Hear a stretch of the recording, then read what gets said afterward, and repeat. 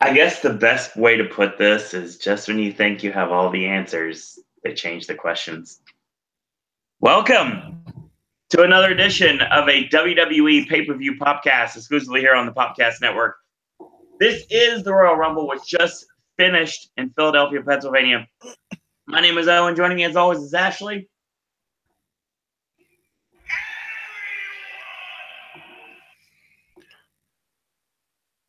I need to get out of the way.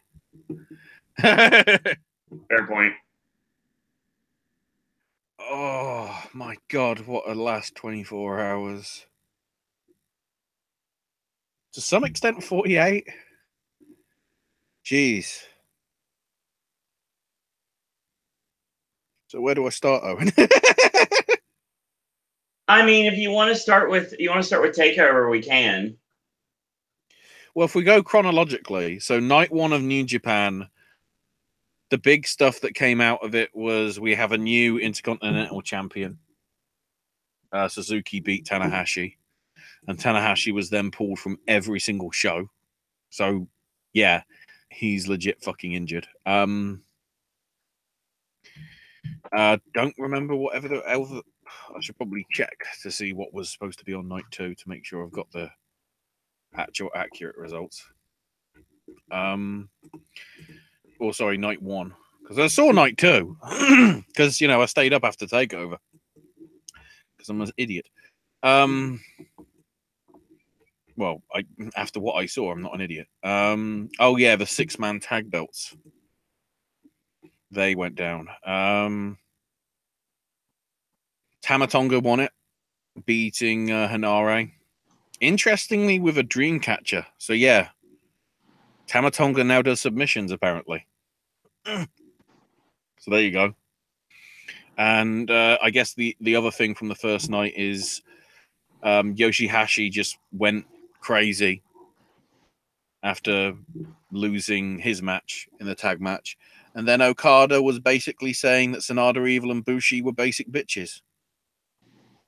Which is nice, I guess. And whatever. So then we come to Takeover. What?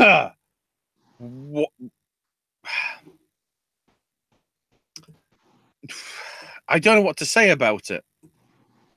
It's annoying that Owen had to go and be in fucking Ravenclaw. I ran 8.1 miles last night. Yes. Shout out April Fit Club. But the thing is, I will state right now that if I wasn't running, I would have been able to watch the show and we would have been able to talk about the show. And now I feel, it's kind of been a very indifferent day for me. And it feels like I've been off all day. And I was really not sure what to do about tonight. And it's like, I was going to try something and it didn't work out. And I was like, okay, fine. We have to cover because there's so much craziness going on. I mean, obviously, we've got everything from one of the best matches in the history of NXT to the fact that Kenny Omega's been kicked out of the Bullet Club, regardless if that still exists or not. And now, something that we've all been calling for a while now, it was that obvious. Shinsuke Nakamura and Asuka both winning their respective Royal Rumbles. So, I mean, a lot of obviosity here was at stake, but we didn't know if they were actually going to go with it or not, and they did. That was the swerve. The swerve is it was as obvious as we thought it was going to be. I mean, no, but Takeover. So, we started off with the tag titles. Really good because it was so one-sided. I'm doing it in Vision because it's like I need to establish how great the past 24 hours have been. Partially including what we had tonight, although not to the same extent. So Authors of Pain absolutely murdered Fish and O'Reilly. Okay. It was all one-sided completely. And then Fish managed to hold on after being hit with the what's the double team finisher with the slam in the backs? Can't remember the name. Super Collider. Yeah, the Super Collider. He held onto the ropes and then sprung back, which allowed either Akam or Razor to knock the other who was sort of near the ropes over to the outside. Fish rolls up one of the Authors of Pain, 1, 2, 3, and somehow they retain. In a sort of like, they're smart, but they're fluke smart. Then we get into Velveteen Dream versus Cassius Ohno, with the promise that it would end in a 30-second knockout. So, of course, the crowd did the counting. And he basically gave him a sort of stiff punch. And he was saying to the referee, call it, he's knocked out. As if it's like, Muhammad Ali. Because that's the new gimmick. It's not Prince anymore, it's Muhammad Ali. Which, of course, led to back fist elbow after Ohno had sort of recovered. They had a very good match. Can't remember the finish of it exactly, but Velveteen Dream won in a way where it's like, it makes sense. I don't know what they're doing for Ohno now. Really don't. See, that's the problem. I mean, I don't think they know what to do with Ohno at this point, which sucks because they really need to treat him correctly, and they're not doing so. I can get finishes for you, so give me a second. I'm sorry, I get angry if I don't do the show, so let me see what we got here. Oh, yeah, see if there's anybody in chat, because there probably will be. Yeah, there's people in chat, definitely. So Velveteen hit the rolling Spicoli driver and won with the Purple Rainmaker. That was it. That was the spot. Then we got into the women's match, which actually delivered. Shayna used her MMA stuff. Ember tried to do her high offense stuff. She did an eclipse, but then fucked up her arm. And was screaming in pain, and the officials are coming in going, we need to take her away. Shayna comes in, armbar. An armbar, an armbar. And for I think it went for about 2 minutes. Just keep locking it on. But Ember was not tapping. She was resilient. She managed to get enough somehow momentum to roll up Shayna. 1, 2, 3. Ember retains. And then afterwards, Baszler attacks the shit out of her. Puts her in the choke and everything, and leaves her laid out, and that's cool. Then we come to the double main event. Black versus Cole. In a match that within the first couple of minutes turned into how the shit did he get injured? Because after about 5 minutes, Cole had a red hand. Okay, so it's funny you mentioned that because we were running last night and Scott, my roommate, sent me a message and he thinks that it was an errant Singapore cane shot from Aleister Black that hit him literally right in the thumb.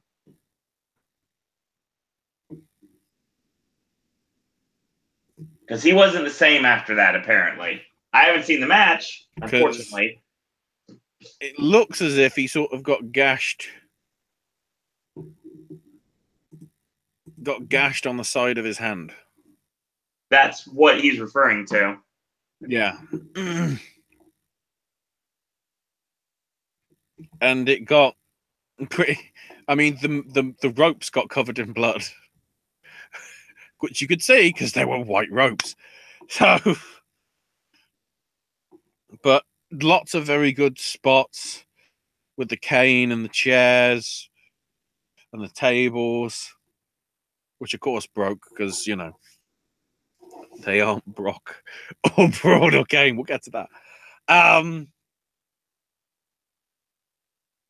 And Black won. Basically, even though... Black had it won. He did win eventually. But Red Dragon, might as well call him that, came in for the save. But then Wolf and Wolf and Young from Sanity showed up. So I don't know where Killian Dane was. And they basically brawled away with the rest of Undisputed Era to allow it to just be them two. And Black gets the win. Whether that means he gets the next title shot against Almas, I don't know.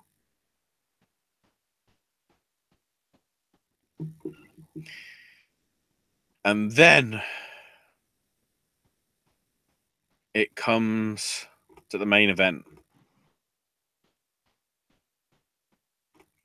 Remember how good Bate versus Banks was, Owen?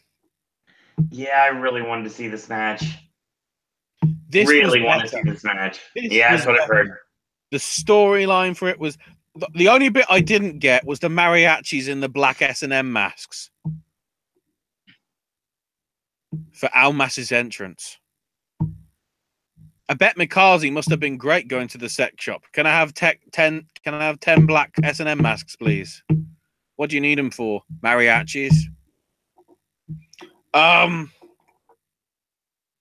storytelling was great. Even Zelina Vega getting involved with a Hurricane Rana into the ring steps on Gargano. This went at least 30 minutes. Then when Zelina was trying to get involved again, Candice just went, fuck this shit. Speared her, and they brawled away to the back. And then ultimately the finish came with Almas double knee striking Gargano into the ring post. And followed it up with the Super Hangman DDT. Basically off the top rope. A la sort of, Orton style. With his, elevated DDT. Or the, what is it, the IE DDT? Yeah. As they call it. Yeah. So Almas wins. DDT. Yeah. Almas basically wins clean. To some extent. He celebrates, leaves. Candice comes back. Takes Johnny up the ramp. They pose. The logo comes up. And just like 9 months ago, bam! It's not actually over. Tommaso Ciampa smacks him in the back with his walking crutch and hobbles away while staring at both him and Candice, because knowing in other companies he'd have beaten the shit out of Candice as well. And hobbled away. And we left with Johnny out on the floor of a stage with Candice looking on, wondering what just happened. And that, ladies and gentlemen, is the best 2.5 hours of wrestling I've seen this year. Yes, it's better than Wrestle Kingdom. That's so annoying. So annoying you saying that. Well, you got the network for free for a month, so you can archive the thing. Oh, boy. You know just as well as I do that it's hard for me to watch things after the fact because I just don't care anymore. Oh, no, you bloody should. Especially when Papa Dave basically said this is the best WWE match I've seen in years and the best match ever on NXT. Implying a WWE match might be getting the elusive 5 stars from Dave, which I don't think it's done in at least a decade. Welcome Timbo, Jeremy, and Cleveland to chat. Then we get to night 2 of New Japan. So, as ever, I forgot to say the previous day, Kitamura jobbed to Elgin. 24 hours ago, he jobbed to Juice Robinson as well. Suzuki and Iizuka beat Elgin and Hanare, and then they attacked. They kept attacking them afterwards, but Makabe made the save. So I guess that means Makabe versus Suzuki somewhere down the line as the next title picture.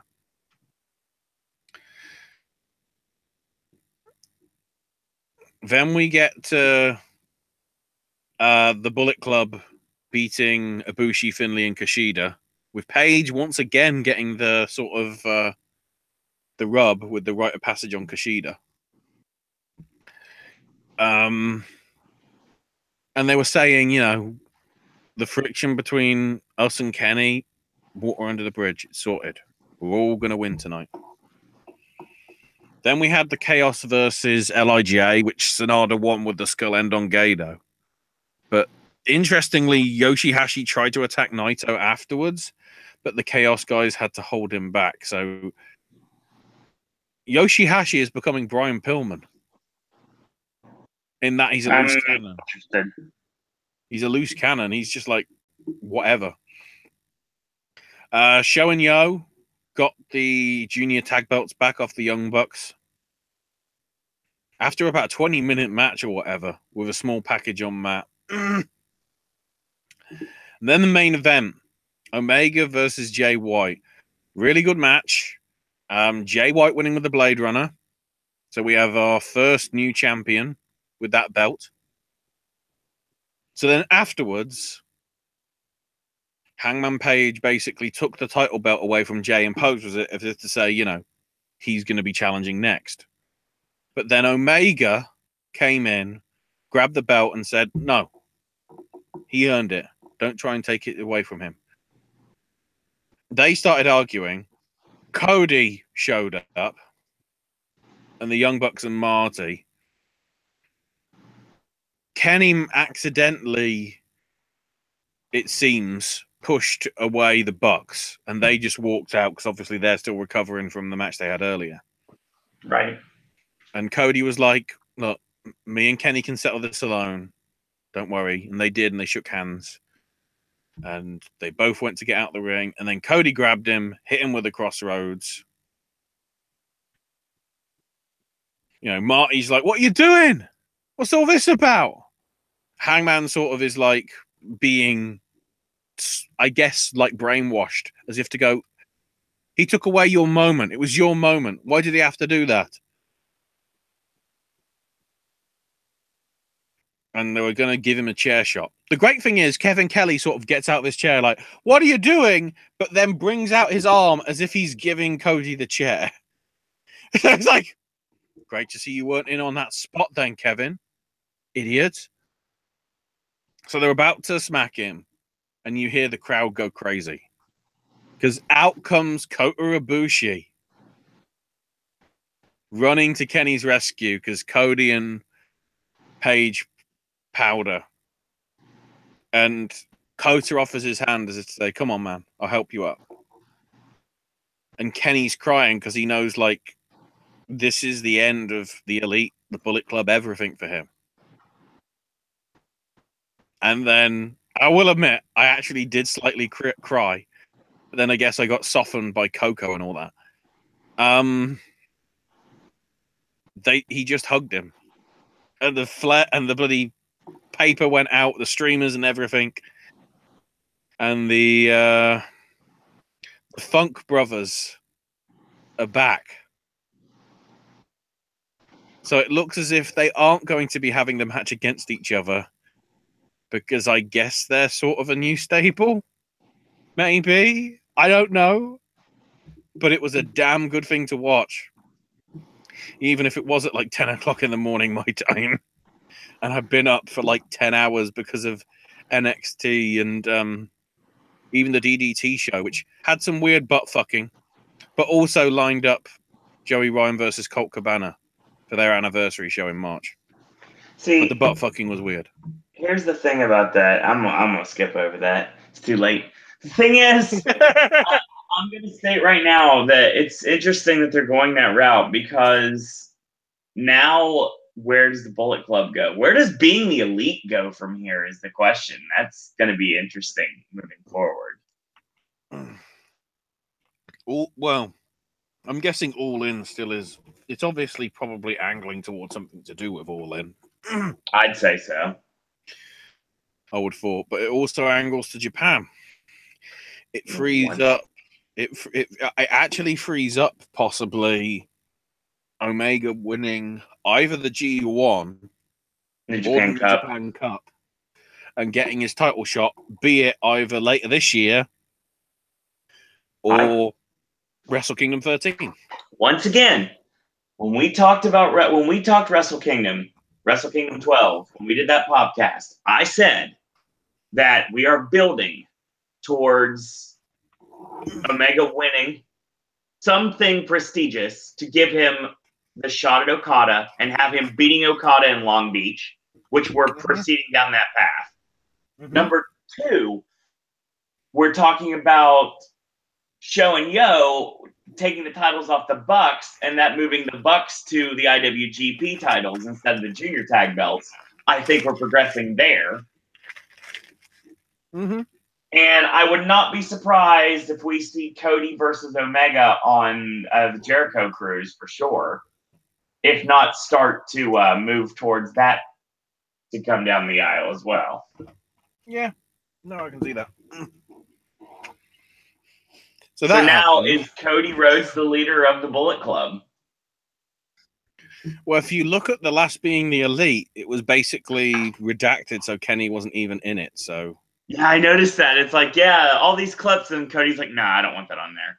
I think it's brilliant what they're doing here. Like, literally, they're booking being the Elite to mirror what's going on in wrestling. I love this. It's so unique. Yep. So that all happened, and then it was Rumble. So we'll start off with a pre-show. We had a 6-man to open, from what I remember, in the cruiserweights. I think it was the usual one, and it was Masks versus TJ and 2 people that he's going to piss off. Yes. Yeah, Kalisto, Metallic, and Dorado beating TJP, Jack Gallagher, and Drew Gulak. Wasn't too bad, in all honesty.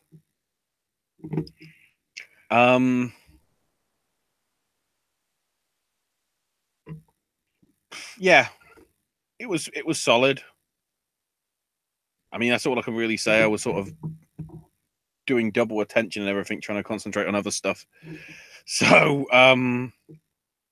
then we had the Club versus the Revival, which, of course, because of everything that happened, the Revival won because 50-50 booking. Of course. And then the Open Challenge. The interesting notes from Papa Dave and Papa Alvarez and all that. It was supposed to be somebody that we saw in the Rumble. Instead, thank God, it was Mojo Rawley. No. Because whenever you look through that list and look at the names that probably shouldn't have been in there, and your legend/free agents, whatever you want to call them, I would not have liked to have seen them on the pre-show. If you just let's put all the names. If you put Adam Cole or Almas or Hurricane or Mysterio on the pre-show on YouTube, that to me is a waste of the opportunity that they could have had at the Rumble. Well, putting Bobby Roode on the pre-show is kind of a waste as well. That was going to happen because they couldn't fit it on the main card. That's their fault because they didn't realize how tournaments work. That as well.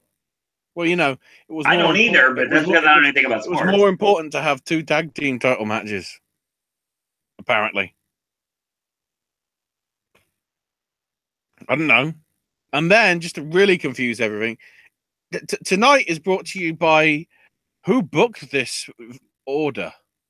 Yeah, the booking order was terrible. It wasn't even who booked this shit, because all in all, this is a good show. It would have been much better had we organized this better. So we started off with the handicap match. Owens and Zayn versus AJ Styles. And already, I can already see they're pulling the trigger on Nobody's going to boo Daniel Bryan, are they? Nope. Because it was very well worked, because it was under tag rules, so it wasn't like it wasn't a free for all handicap. So every time he'd knacker one of them down, the other would tag out, and vice versa. And eventually, it got toward the end when Sammy got picked up. I guess they were going for the Styles Clash or something. Right. Possibly. You had him up on his shoulders, and he was reaching to Kevin, and reaching, and reaching, and reaching. No contact was made, no tag. Sammy gets thrown out the ring. Kevin goes for the pop-up powerbomb, but fails. I think AJ counters it into a roll-up. Yes. Gets the 3 count. AJ wins on Kevin Owens, who was not the legal man.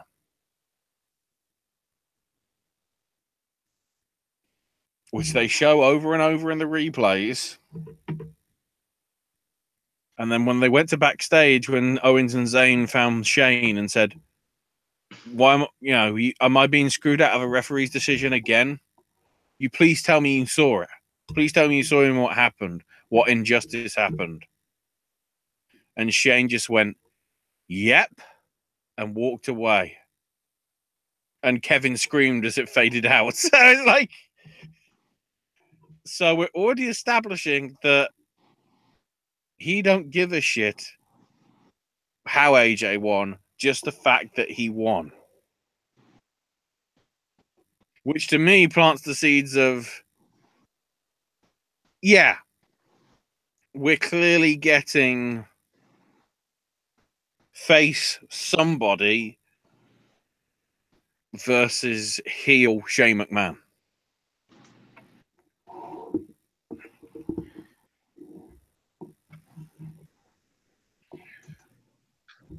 I mean, even if you don't officially make Shane the heel here, even if you just completely take out heel face dynamic, honestly, there is nobody in the world that would think, just looking at this, that Shane's not the bad guy.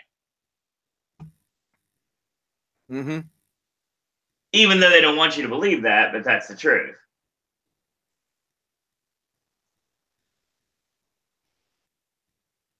Good stuff. I do like during the match how Zayn teased the brain buster, but obviously that was never going to happen. And I love the tease of the calf crusher, and Owens was about to, because like he did on SmackDown, he was about to tap out, and at the very last second, Sami Zayn made the save. I like that too. Good match, not surprising. So, as if not to indicate how weird this show was booked, continuing on the SmackDown half was the Usos and Gable and Benjamin. Remember how last week me and Owen were saying this is going 3 falls? Yep. Nope. No, they buried them. The Usos win 2-0. I don't know. Well, I don't even know what happened because I was grabbing dinner during that stuff. So, like, well, I'll tell you in a second, actually, but give me 1 second. So we're going to completely gloss over the fact that every single ace in the hole that was just hired by WWE showed up at TakeOver. Don't want to forget that. Well, I know we've moved on, but I don't want to forget that. No, yeah. Well, because I thought some of them would appear in the Rumble, but no. Yeah, so after the tag stuff, they showed War Machine. As War Machine, too. The graphics said War Machine. They had Candice backstage with Johnny's family. Yep. Ricochet was in the front row. Had something. What was it? They had his real name, but they still referred to him as Ricochet. Yeah, they had his real name with Ricochet, like parentheses in the middle. And then quote marks, not parentheses. C3. Yep. Because These next set of tapings are going to be fun. What's the wording he's using now? I don't know. He's got a new catchphrase now, actually. It ties into his new gimmick. Well, not really new gimmick, but his gimmick that he's playing off in WWE now. I don't know. I think I've changed though because of reasons, because it's now going to be. Of course. Raul Julia. Of course. I have to use that for all the predictable Oscar wins. Of course. Yeah. After all those years, I know who I am now, and there's a victory in that. It was interesting because there was an interview that was done right after his signing. And basically, he went on to say he did not mention Derek Bateman by name. It was mentioned that it's been a minute since he's been actually in the company, and now he knows who he is, and now he's going to show the world who EC3 is. And I'm very glad EC3 is in the company now. Trouble. There better be trouble in his song somewhere. I can't see a way there won't be. Let's hope there is. Oh, let's hope so.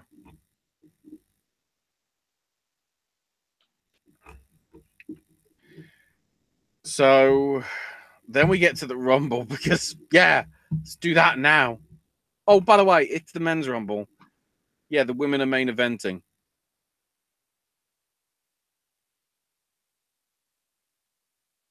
I get why when we got to the end, History. also didn't.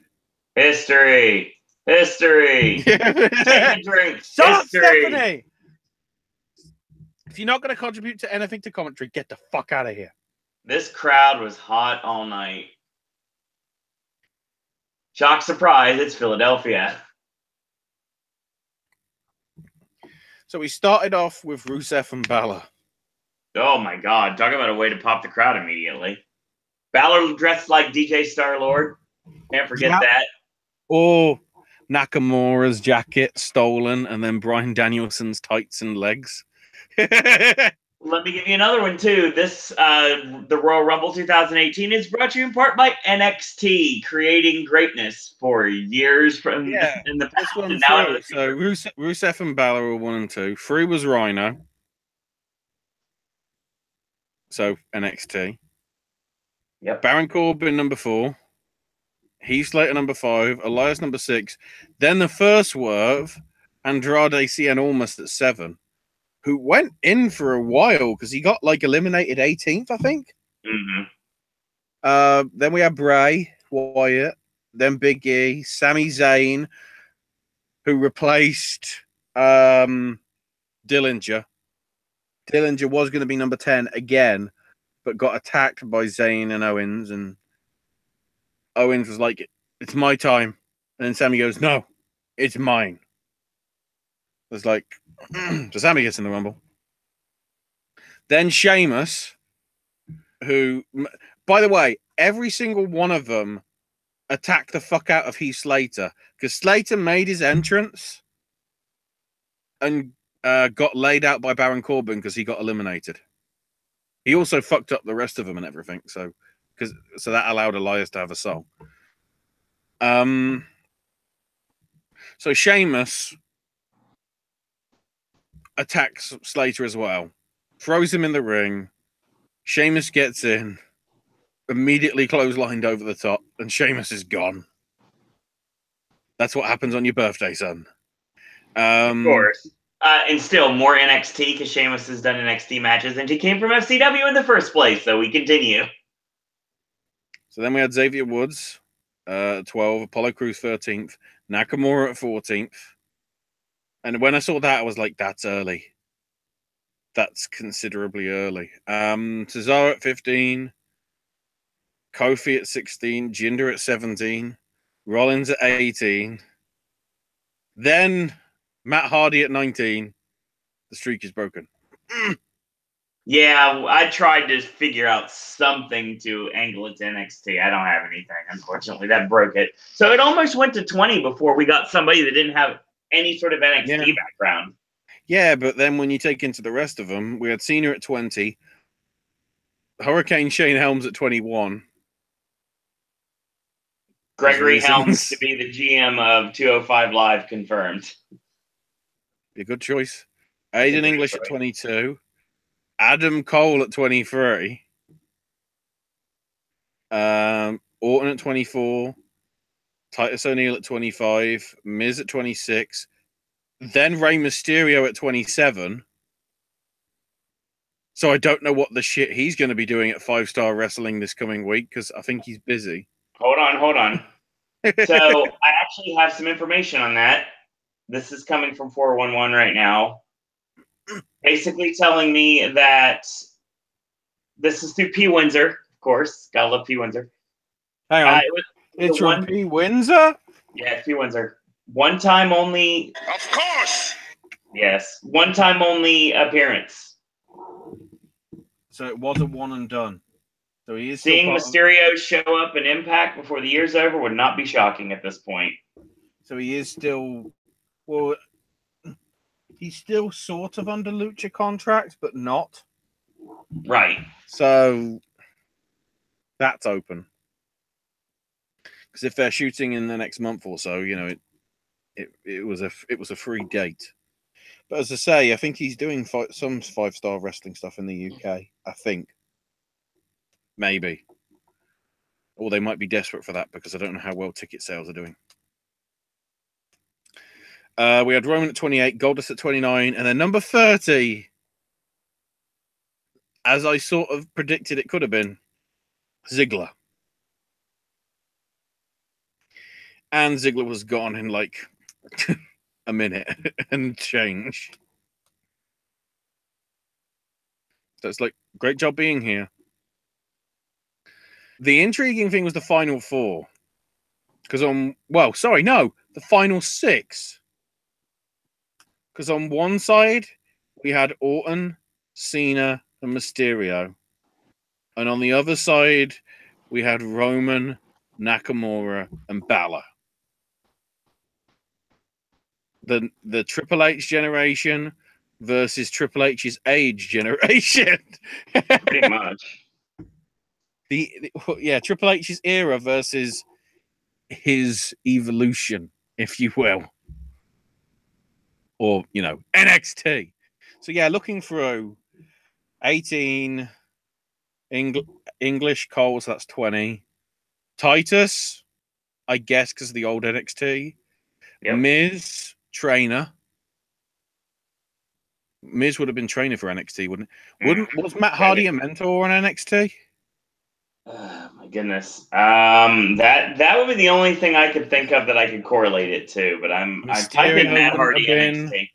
Roman's NXT. Goldust was a mentor on NXT. Yeah. And Ziggler, I think, is he NXT? Oh yeah, totally. He's done some NXT matches. Still counts. Yeah. NXT. Matt Hardy. I'm literally Googling myself.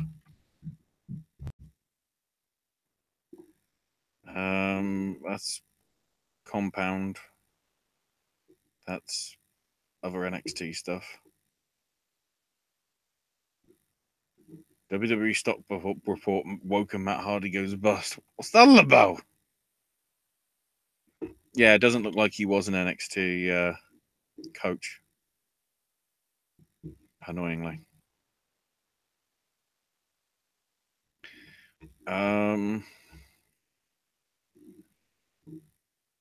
No, Matt Hardy coached Justin Gabriel. Still an NXT connection. There's all that fucking many. And then I guess, could Cena be considered NXT because of that beatdown on Raw? I mean, Kind of. Sort of. Counts. It counts. Just because it has to be relevant. Counts. Hopefully it counts.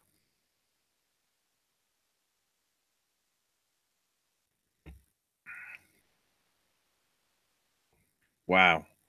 I completely forgot that Vladimir Kozlov was considered an NXT pro. Wow.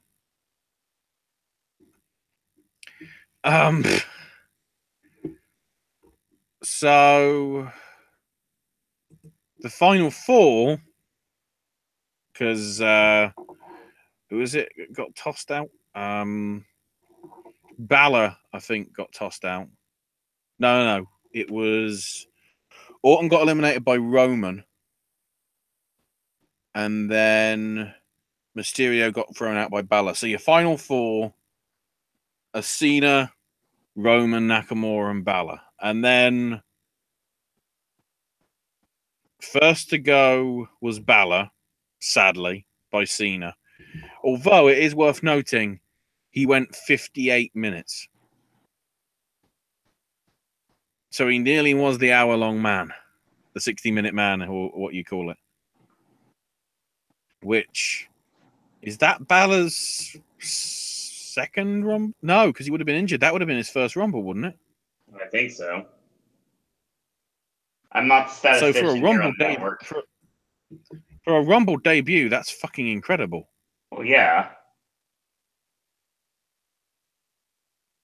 But like I said, well, go ahead. It's really down to the point that it was so obvious. We thought that we would not be right because it was too obvious the direction they were going. And in both cases, we were proven that was the twist. The twist was it was obvious all along. Cena eliminated by Nakamura. Crowd went nuts for that. Roman and Nakamura went very well back and forth for, I'd say, about 6 minutes. Various spots. Oh, the spot that led to Balor's elimination by Cena was incredible. That double stomp on Nakamura. Right in the top of the chest, too. He could have caved his chest in if he would have hit that the wrong way. And then, Cena tossing Balor out immediately. It was like, did he do it because he was a danger to Hazard or whatever? I don't know. But eventually, Shinsuke managed to eliminate Roman. Nakamura wins from 14. The first time anybody in the early to mid-teens has won the Rumble from that point, at least in the history of 30-man Rumbles. Also worth noting, there were not that many big eliminators. No. Only Balor and Reigns eliminated 4 people. And then we had Wyatt, Nakamura, and Cena with 3 each. Nobody really ran away with it. And also, it's worth noting, 3, 6, 9, 14 people just got eliminated without eliminating anybody else. So half the field were just shit. Then again, I'm looking at the numbers for the Women's Rumble. And that was the same. 14 people were shit. So 14 people were shit. We'll get to that, don't worry. That's a fact. So yeah, Nakamura wins, and then afterwards was immediately interviewed by Renee Young and said, "Who do you want?" And it was like, isn't this fucking obvious? He's been saying it for months. AJ Styles. And it's like, again, more obvious. Wrestle Kingdom 11.5 is happening in New Orleans on April the 8th.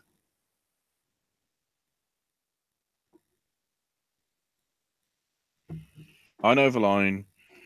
Water is wet and Roger Deakins never wins. That's not the second part of it, but not saying that one on a live broadcast. Roger Deakins. Well, no, there's a part. Roger Deakins will win. Damn it! So I guess it'll be. I don't know.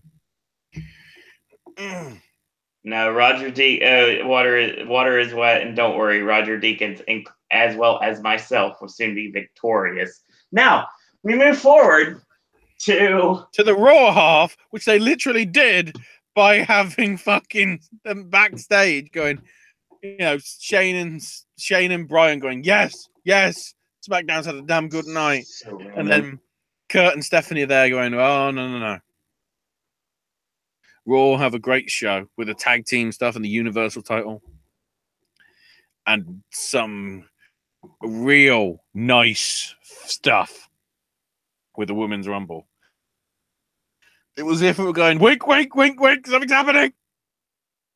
Wink. Yeah. So we start off with Cesaro and Sheamus, The Bar versus Rollins and Jordan. By the way, real quick, we didn't mention Rollins' fire pants. Yeah, he has fire pants. Eddie, the late great hot stuff Eddie Gilbert would have been very proud. Same with Bam Bam Bigelow. I'm guessing we got stuff in the chat. We do have a couple things in chat. So one Triple S says is the feud with Brock and Strowman will continue, and most likely. One Triple S says, "What's next for Findom or Universal?" We'll see.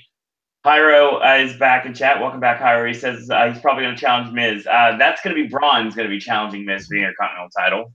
That's definitely going to happen now. And what happens if AJ loses the title between now and Mania? Honestly, at this point, I don't really see a way that's going to happen, unless they do like something just to confuse everyone in the long run.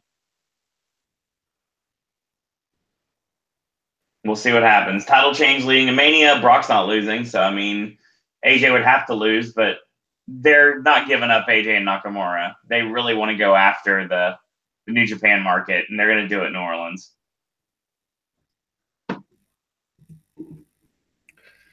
So the big thing that I guess came out of this was, I can't remember what happened, but they're making the play of, Jason Jordan's got concussion.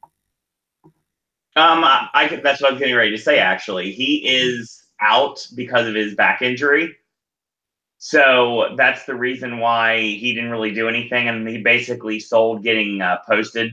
So that's the reason why he didn't do much in the match, and that's the reason why the match was kind of like a 2-on-1 to give him a chance to not really have to do anything. What is it with Seth and fucking tag partners getting injured? Well, he does the deal, and that's about what he's good for. Please tag with Roman Reigns. Please tag with Roman Reigns. Please tag with Roman Reigns. Oh, boy. So, yeah, the Bar win, 4-time champions, because of injuries. Brilliant. I'm okay with that, though. I like Cesaro and Sheamus being tag champions. It works for me very well, actually. But how long has Sheamus' career got? Yeah, that's a very fair point, to be quite honest. That's the only issue I have there. I see where you're coming from, trust me. So then, it's time for the Colonel Rumble. Yeah, this is random. Facts about chicken, by the way. Chicken is a meat. Comes from a chicken. Did you know? So yeah, apparently the new Colonel is Ric Flair. Sorry. Thank you. A paid Ric Flair impersonator. Southpaw Regional Wrestling has finally have a legitimate payoff on WWE programming. Of course. Exactly. Which then transitioned us beautifully into the what the fuck was this match with Lesnar, Strowman, Kane. You can talk about this. I'm pretty sure I fell asleep during this match. There were not good chemistry between. Well, let's be honest. The bit that was the best bit, which I'm pretty sure you saw because of the replay. It was a shoot knee strike. Braun, I think, accidentally kneed Lesnar. He did, and he got receipted for it too. Just like I got receipted. Lesnar fucking punched him in the face. You got a receipt for real. If both are concussed, it's their faults to each other. Kane, who apparently is accepting Bitcoin for donations for his mayoral campaign.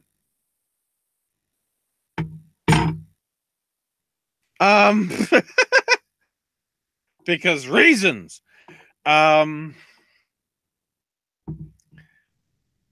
They had we had table spots, which were just. I know you were awake for the table spots because the laziest over the shoulder power slam. Power slam. That wasn't a running anything. That was an over the shoulder power slam. To a table. That was it. And then the choke. Was it a choke slam? No, it wasn't even a choke slam. It was just a push. Yeah, that was bad. Oh my god! And he fell through it sideways. It was really awkward. Then we get to the outside tables because they all had to be destroyed. The German announce table got fucked up with the running power slam. No, by an F5, sorry, from Brock to Braun. Brock then picked up the English announce table and sort of waylaid it on top of Braun. Kane then got F5 through the other one, except the table didn't break at first. It then decided to collapse like half a second later. So it just looked stupid. Brock got on the ring steps, which had been partitioned. And then Braun just like flipped the table. No sold it. Got up. They brawled into the ring. And the finish came. I think Braun was on the apron for some reason. I can't remember why, but got knocked off. Kane gets F5 by Brock onto the steel chair there. Looked bad too. 3 count. Brock wins via a Kane pin, and Braun looks strong because even afterwards he's like, "You didn't pin me. You didn't win." And Brock's like, "Well, I did." Literally how everybody saw it coming. Got a couple of things in chat to talk about real quick. So, where are you? Winter Boy says, when is Carmella going to cash in? And why was she in the Rumble? Ashley brought this up off camera tonight. I don't care, honestly. I really don't. We actually set up a good storyline tonight. Ashley had a really brilliant idea that they didn't go with. So, it's got to happen soon. My proposed idea was Ronda was going to show up in some shape or form. Fuck Charlotte up, because I thought like if you had Carmella like go to like the final 2 or 3, so she'd still be at ringside because she's recovering from being eliminated. Charlotte gets fucked up by Ronda. Carmella sees this and it's like, I got a briefcase, I can cash it in.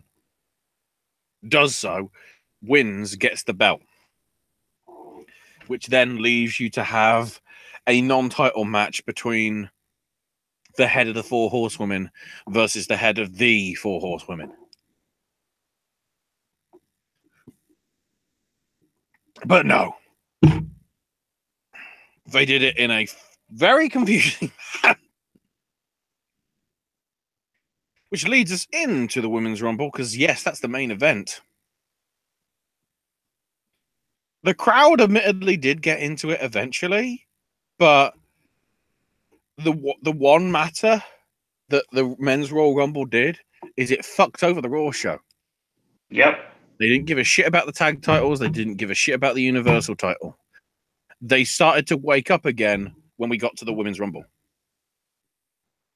So we started off, of course, with Sasha Banks and Becky Lynch because, you know, mainstays, they probably can go a shit ton, which they basically did to some extent. Right. Number 3 was Sarah Logan. Yay. Crazy Mary for the win. Then Mandy Rose at 4. As soon as she came in, it was like, oh my God, she can't wrestle. Once again, continuing some of the path of this. Also, why the fuck has Sarah Logan got an eye on her ass? Can we ask her why is there an eye on her rear end? I mean, it's clearly an eye. Aaron's the one that gets blocked on Twitter by superstars, not me. So. Oh, I guess because she's from Indiana. That's why the eye's there. She's from Kentucky. That's what I'm guessing, Sarah. Tweet at me. What? Well, her hometown is Kentucky, so. Yeah, but she's in real life. She's born in Jefferson, Indiana. I know. Maybe that's a little bit of. She might actually live in out of Orlando. She kind of does now. I know. She did. A lot of the NXT regulars moved to Orlando. Then just randomly throw Lita in. Dress like a legit sanitation engineer. Also with the hashtag time's up, which is an interesting gear. Also, Stephanie, this is where we get to Stephanie. History. She said historic or history, God knows how many times. And half the times, I mean, it gets... Oh, where was the bit? Where later on. Okay, spoilers for later on. We had Natalya and Beth Phoenix. And they were bringing up on commentary like, oh, well, this is, the... what was the nickname that they had? The Divas of Doom? For Natalya and Beth Phoenix? Yeah, because of the dungeon. Yep, Divas of Doom connection. And then Stephanie goes, how long it will be till they're not friends anymore and are throwing each other out the ring. 6 seconds later, oh, look, Natalya threw Beth out the ring. Buried the lead. I tried to. But whose side is he on? What are you talking about, Bobby? What are you talking about? My goodness. So then we get Kairi Sane coming out to her original music. The actual one that sounds like pirates, not racially insensitive Japanese music. Tamina was at 7, Dana Brooke at 8, Tori Wilson at number 9. Again, still looking at her facial features, she looks nothing like the Tori Wilson of old. At all. Also, what happened to her, Dad Al? Is he still dead? Can we establish that? Did Dawn Marie do the job? Did she do the deal? Sonya Deville was at number 10, Liv Morgan at number 11. Then Molly Holly at number 12. You're welcome. I called that. Molly around on Sasha Banks. The fucking ridiculous Molly go around. That was wow. Then Lana, because they had to have her beating the shit out of by Sonya and Liv, because that makes sense. She got a Rusev Day chant, of course. Of course.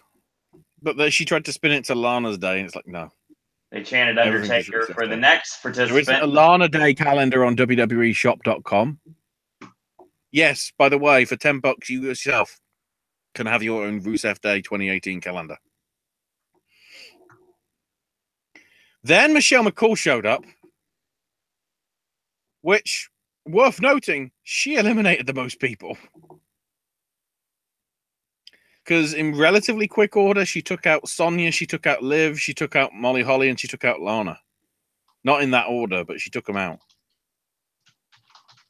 She did at one point try to go for the Faith Breaker, or should I say the Styles Clash, but she got rebuffed when she tried to hit it on Sasha. Yeah. For good reason. So then Ruby Riott was at 15, and then excuse me! I love this. Vicky. Yeah.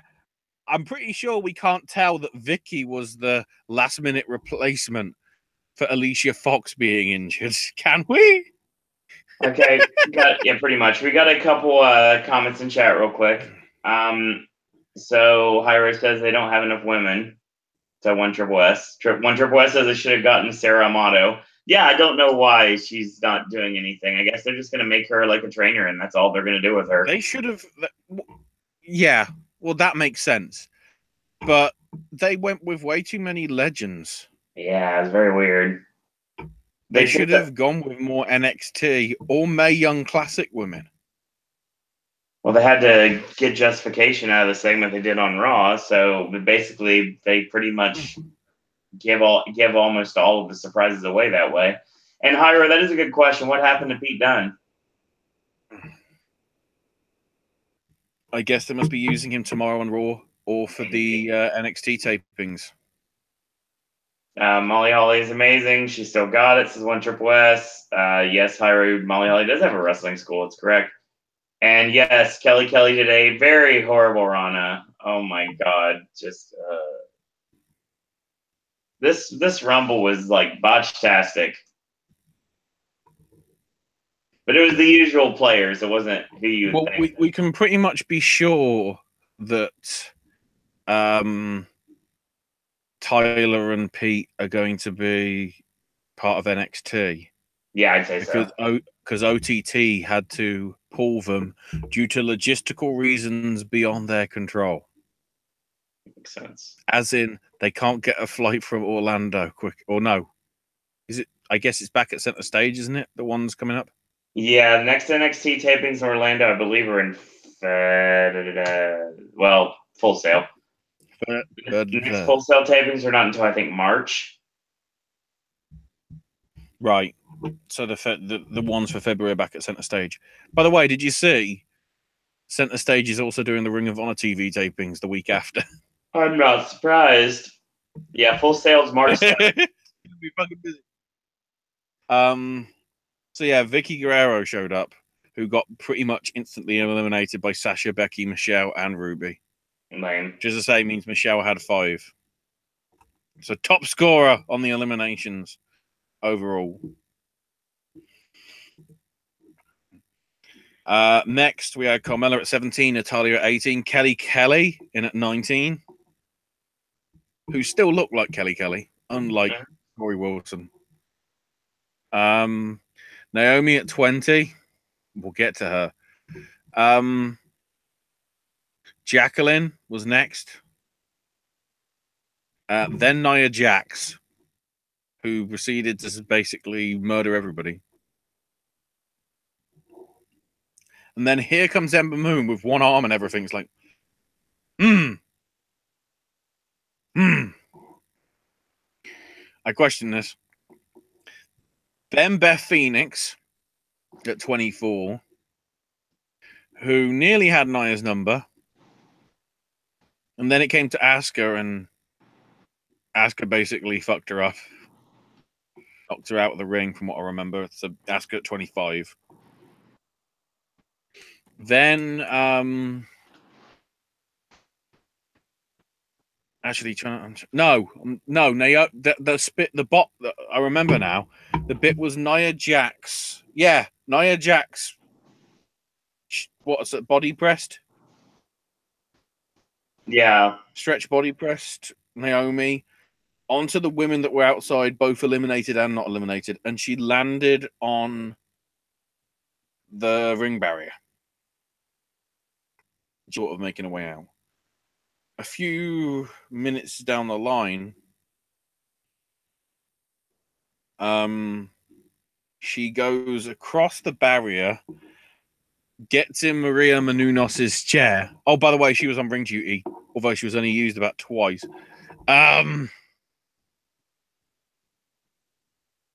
She crawled with her hands over to the ring steps and got back in. That was cool. And then immediately get thrown out by Nia Jax.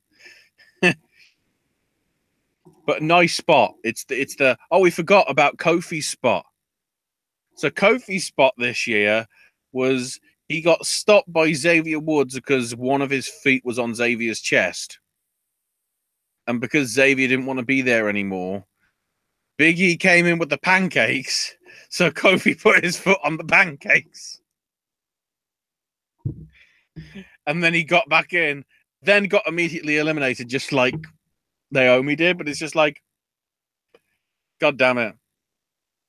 And then actually come to think of it as well. Oh no, Kofi came back in threw out Jinder, who eliminated the other two members of the New Day, and then Big E threw pancakes at them. Of course. So yeah, I got remembered by that because of what happened with Naomi. 26 was Mickie James. Then Nikki Bella was 27. Brie was 28. So the Bellas were back to back. And then it's like, okay, what's going on? And then it got triggered because it's like, there's tweets. Oh, by the way, the ESPN reporter who covers solely Rousey is in the front row. Oh, by the way, Ronda Rousey's personal photographer's in the front row. It's like, well, she's showing up. Mm-hmm. The question is when number 30 comes and it's Trish Stratus. So it's like, okay, they either got the people there or we're seeing what's going down. We did have the great bit of the face-off between Mickey and Trish. I was just hoping for the old vagina lick thing that happened with the hands that gets edited out of all the WWE releases. I want the unedited versions, damn it, because that was an awesome bit of like, you shouldn't have done that, but it sort of made it for the match because of the angle that was happening. The final four. Actually, yeah, the final four was Sasha. So it's like already we've got an issue here because there's too many Bellas. Sasha got eliminated by both the Bellas. Asuka sort of went 2-on-1 on sort of both women then, even with the Daniel Bryan kicks. Brie got thrown over the top rope onto the apron. Nikki made the save and then promptly punched the shit out of her sister and knocked her off the apron. And then after a few minutes, and this was actually a really interesting one, Nikki was going to throw Asuka out. And Asuka managed to sort of get a headlock on her neck and flip her out onto the apron because with PWG, we have to have an apron spot because that's the finish. Asuka got kicked high, so she fell down onto the apron. Asuka, in her infinite wisdom, then kicked while she was down at Nikki's legs. Nikki loses her balance, falls off. Asuka wins. Japan wins the Rumble. Regardless, Japan wins. So then Asuka is celebrating. In come Alexa and Charlotte because they want to know, right, who are you going to be facing? And she's sort of looking at them, and just to go, And me and Owen are just going, fuck them both up. Like, and then it happened. Then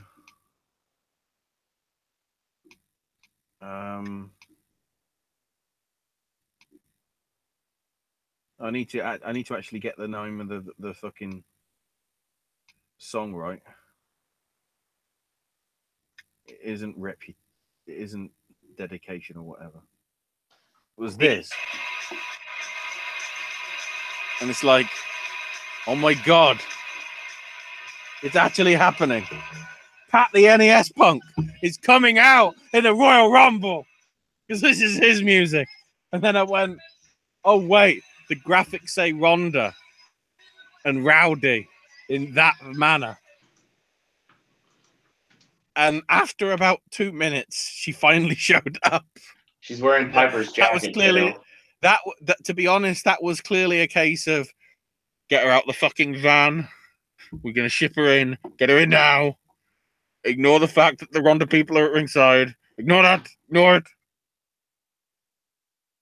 And she gets in the ring, stares him down, points to the sign. As you point to the sign, says nothing. Goes to shake Asuka's hand, and Asuka's just like, fuck you, and slaps it away. And Ronda's like, fair play. Fair play. Clearly says something to Charlotte. See you at although we'd have to WrestleMania. lip sync it. Well, she said Charlotte's name. I don't know, but... And then she got out, went round with the fans. Stephanie, throughout all this, is like standing up as if to go, what the shit are you doing here, bitch? And puts her hand out, sort of smiling and grinning and everything. And Stephanie just pensively, just like in slow motion, as if to go, okay.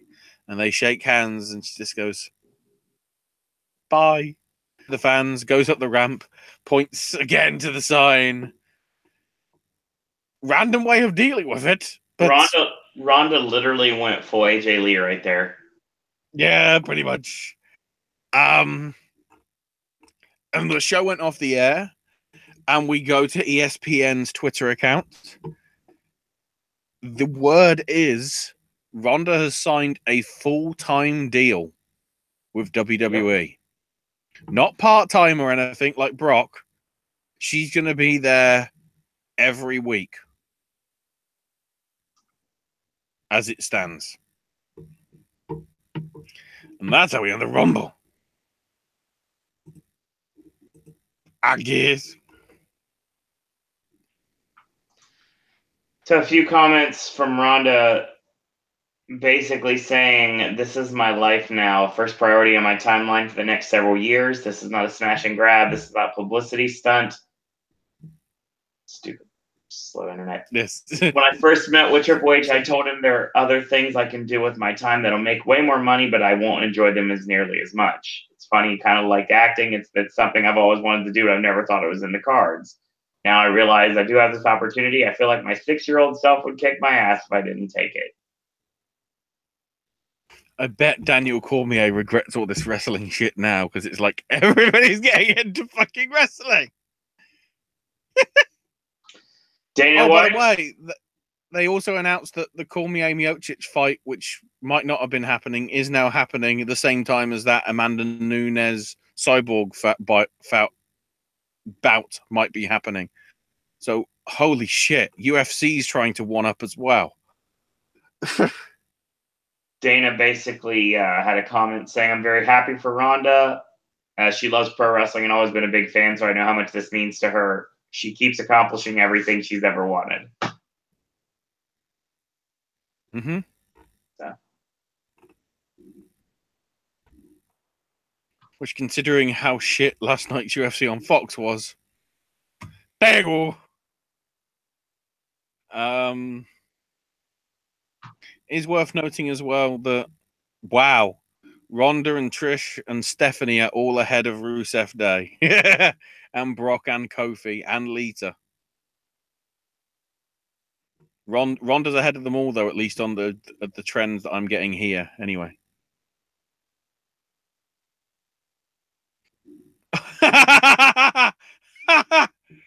Owen, are you on my Twitter? No. Or can you get to it? I'm going to retweet a fucking great image. Because it just says here, whatever they're paying Ronda is worth it for this hilarious photo. Oh, so yeah, it's, I guess all the press there for Ronda and, you know, on the stage. And then from all the way behind the screen, Triple H with his camera phone is saying, "Got a shot. Got a shot. Yeah." So, one Triple S. It is official as well. That actually was Roddy's jacket because his son gave it to her beforehand. Yep, I said that a minute ago. Thoughts on TakeOver? One Triple S asked. It's actually the very beginning of the podcast. We talked New Japan. We talked TakeOver. So. Yeah. Hyro asked if we're going to see Conor McGregor. I wouldn't shut it out at this point. I don't think this year. No, it's not going to be anytime soon, but it could happen eventually. That will happen. Ira says there's no 4 horsewomen match because they teased it on Red Along. I think they're going a different direction. I'm excited that Ronda's here and that she didn't debut in the Rumble, but why did she steal Shrek's theme music? Oh, I love it, Mago. Fair point.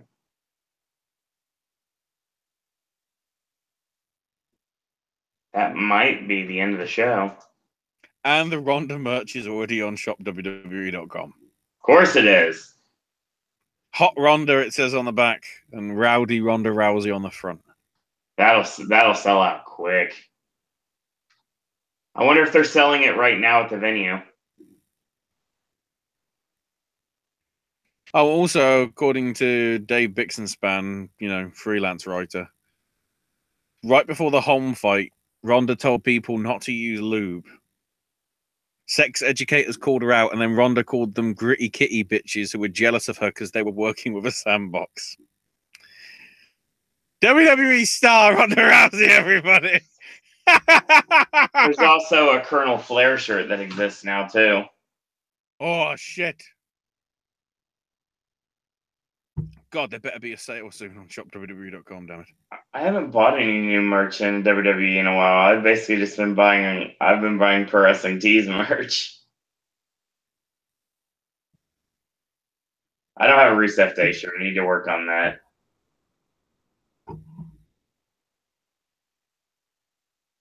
So, yeah. Have any more commentary? Is Ono going to the main roster? God, I want to see it happen.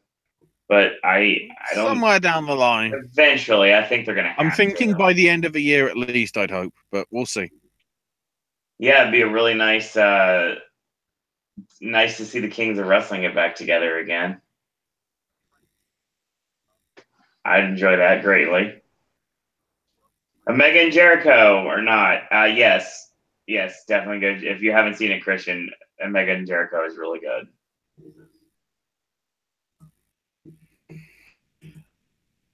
So yeah, that's me turning off the camera. That's the weekend in WWE, New Japan, and NXT. Wells Fargo could be very interesting tomorrow. Yeah, and Tuesday. Oh, the other thing as well we should mention, because it actually was shown as part of the broadcast and did show up this weekend, the trailer for the Andre the Giant documentary from HBO, which seems to be premiering WrestleMania Tuesday, April the 10th. Put it in your diary. Don't you dare miss it. Oh, and also, because it's big for me, Fight Club Pro's Dream Tag Team Invitational's third night is going to be at the NEC in Birmingham. As in, it's an exhibition center. As in, it's the biggest venue Fight Club Pro's ever done.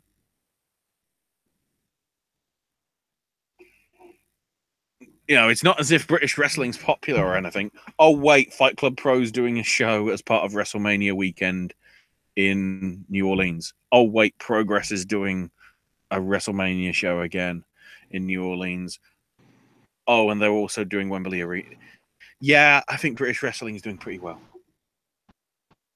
Among other stuff. Is One Triple S says, are Authors of Pain going to be feuding with War Machine? Yeah, definitely. 100%. They're going to show... I feel sorry for Heavy Machinery because they're fucked. Yeah, pretty much. Yeah, could you imagine if they could... Oh my God, if they had a 3-way feud with the Pretty Boy Killers? That'd be amazing. And maybe throw the Chosen Bros in there too. That'd be fun. Yeah, I'm happy for Hanson and Rowe. I am happy for them getting an NXT. I think they're gonna show Authors of Pain how to work tag match. So that's gonna be good. I'm gonna enjoy that. I'm curious to see where we go from here. I was kind of like, I was like, the weekly television, I was like, it's okay. Some good matches here and there, but it's like they really turn it on for TakeOver every single time. It never fails. They always deliver.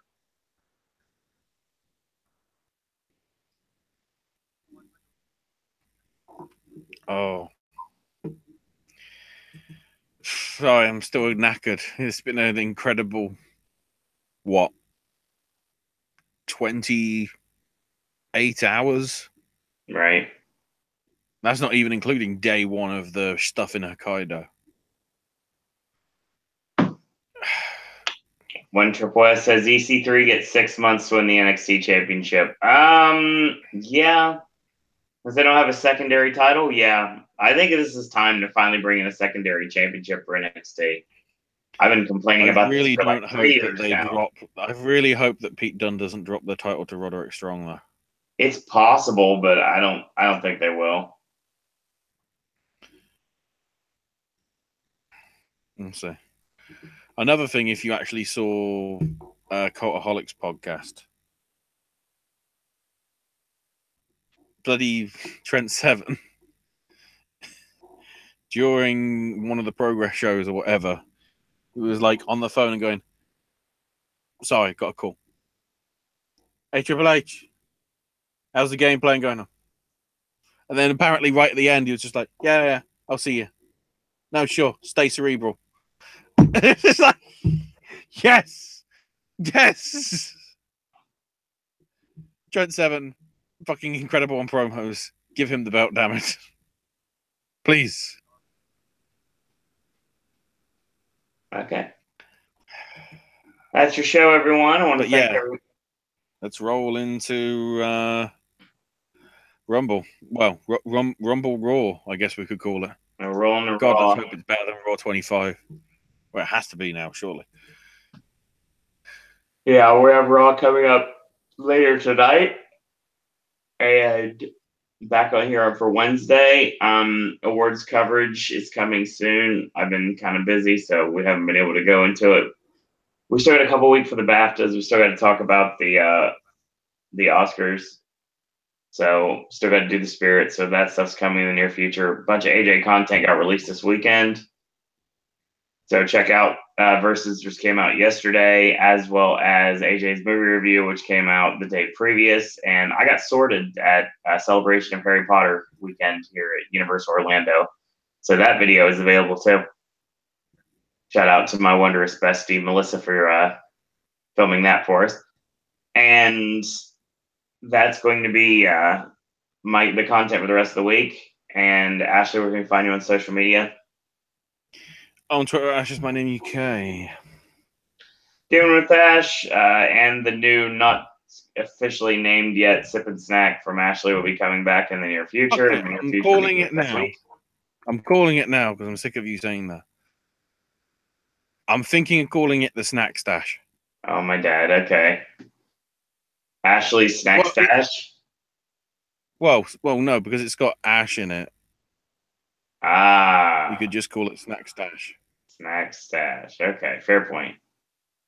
Snack Stash coming soon. Because it literally is a stash. I've literally got it piled up. Hell, I've got videos piled up. So do I.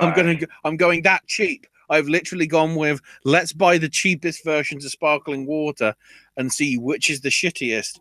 My only problem is I've now realized that the 4 stores, 2 of them use the same suppliers for both of them. So it's like, is it these 2 stores or these 2 stores?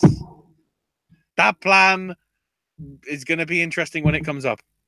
Fuck.